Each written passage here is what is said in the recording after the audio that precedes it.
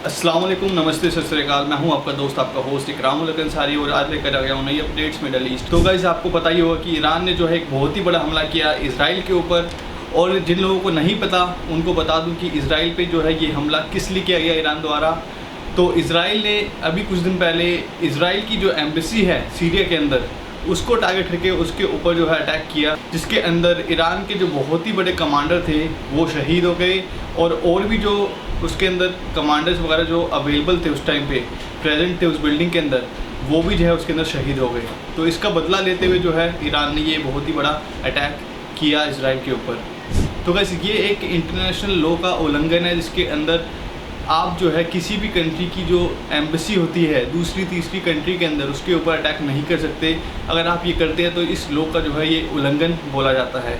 और अगर ये कोई भी अरब देश ये चीज़ करता तो अभी तक यूएस और यूके की आर्मी वहाँ पहुँच चुकी होती उस कंट्री के ऊपर अटैक करने के लिए। बट यहाँ पर अभी इजराइल है, तो इजराइल के लिए तो यूएस यूके छाती चौड़ी करके खड़े रहते हैं इजराइल के सामने कि भाई इजराइल को कुछ नहीं होना चाहिए। तो वैसे अब बात कर लेते हैं कि एक्चुअल में कितना नुकसान जो है उसके अंदर हुआ है इस अटैक के अंदर इजराइल को। तो सबसे पहले हम बात करेंगे कि ईरान के पॉइंट ऑफ व्यू की।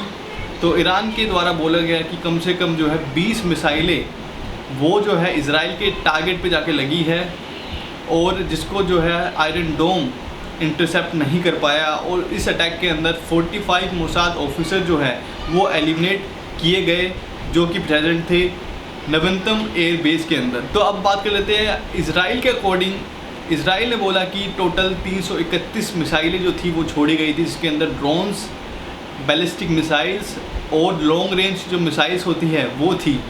और उनमें से 99% जो मिसाइल थी वो आयरन डोम द्वारा इंटरसेप्ट करी गई, ये बोला जा रहा है इजराइल द्वारा। और 7 जो बैलिस्टिक मिसाइल्स थी वो जाके जो है टारगेट पे लगी है, जो कि नवंतम एयर बेस है वहाँ पर जाके जो है लैंड करी टारगेट पे। तो गाइस, अभी एक्चुअल डाटा निकल कर नहीं आया है और इसराइल पे भरोसा करना बहुत ही मुश्किल है, क्योंकि गाज़ा के अंदर भी बहुत सारे जो व्हीकल्स है और इनके सोल्जर्स हैं उनको जो है एलिमिनेट किया गया हमास द्वारा और डिस्ट्रॉय किया गया जितने भी टैंक्स थे इनको।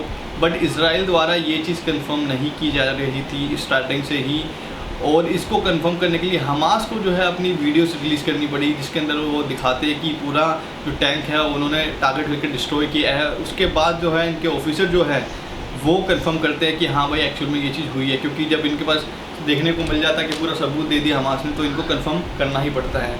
तो ऐसे ये झूठ बोलते आ रहे हैं स्टार्टिंग से ही।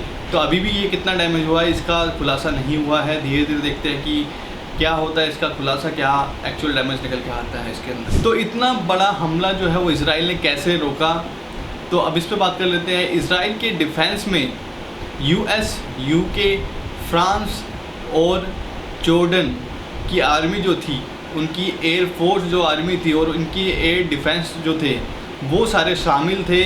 और इसके साथ जो थी इजरायली आर्मी, उनकी भी एयर फोर्स और इनका एयर जो डिफेंस सिस्टम है आयरन डोम, ये सब चीज़ें मिला के जो है ये 331 जो मिसाइलें बोल रहे हैं वो जो है इंटरसेप्ट करने की कोशिश की गई। इसी के चलते ओनली 20 या इजराइल की तरफ से बोले तो 7 मिसाइलें जो है इनके इजराइल के जितने भी टारगेट्स थे वहाँ पर जाके गिरी। तो एक यूएस ऑफिशियल द्वारा बोला गया कि टोटल 9 मिसाइलें जो है बैलिस्टिक मिसाइलें जो है वो टारगेट पर जाके लगी है, जो कि सारी की सारी नवंतम एयरबेस जो है वहाँ पर जाके लगी। वहाँ पर एक C-130 एक प्लेन है वो खड़ा था, उसको डैमेज दिया गया। और जो रनवे है और एक जहाँ पर स्टोरेज किया जाता है वहाँ का जो एरिया है वो डैमेज हुआ है इन मिसाइलों द्वारा। तो गाइस, ये आप पिक्चर देख सकते हैं, ये है जॉर्डन का किंग अब्दुल्ला, जो कि आजकल इजराइल का जो है पपेट बना हुआ है, पपेट डॉग बना हुआ है, जो कि इजराइल के सारे पे सारे काम कर रहा है, इजराइल की हेल्प बढ़ चढ़कर कर रहा है। और दूसरी तरफ जॉर्डन की जो जनता है वो आग बबूला हो रखी है इजराइल को लेके, क्योंकि इजराइल ने इतने सारे जो वॉर क्राइम करे हैं गाज़ा के ऊपर, सिविलियंस को जो है अटैक किया गया है। तो इन सब चीज़ों को लेके वहाँ की जनता तो भी आग बबूला हो रखी है। बट जो जॉर्डन का किंग जो है वो इजराइल का पपेट बना हुआ है और पूरी तरीके से जो है इजराइल की हेल्प कर रहा है, और जिसके चलते पूरे इंटरनेट पे अभी जॉर्डन का जो किंग अब्दुल्ला है इसको ट्रेटर बोला जा रहा है। तो इसी के साथ ईरान द्वारा बोला गया कि हमने जो है अपने सारे ऑपरेशन अब बंद कर दिया है इजराइल के ऊपर।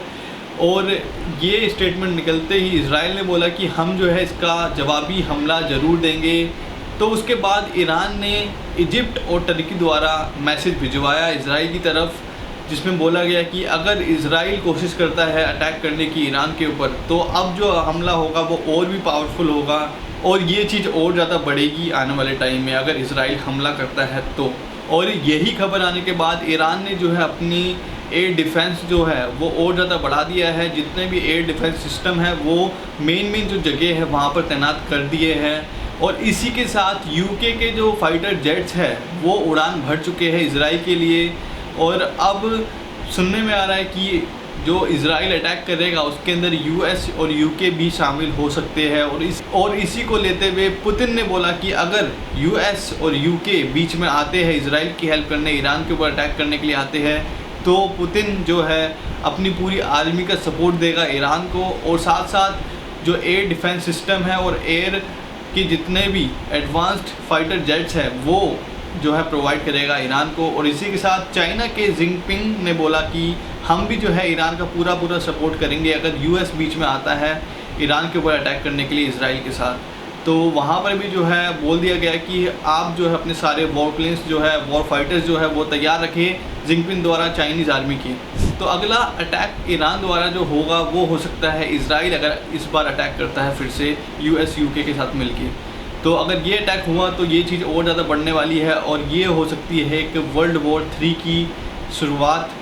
तो ऐसा ना ही हो तो ज़्यादा बेटर है, क्योंकि इससे खाली डिस्ट्रक्शन होगा पूरे वर्ल्ड के अंदर। तो गाइज़ आई होप कि ये वॉर ना ही हो, क्योंकि जब वॉर होगा तो पूरी तरीके से हर जगह नुकसान ही नुकसान होने वाला है। हर कंट्री के अंदर जान से तो होगा ही, उसके साथ साथ जो इकोनॉमी है उस पर भी इम्पेक्ट करेगा हर कंट्री की। ये मिडल ईस्ट में जो ये वॉर है ये जल्द से जल्द रुकना चाहिए।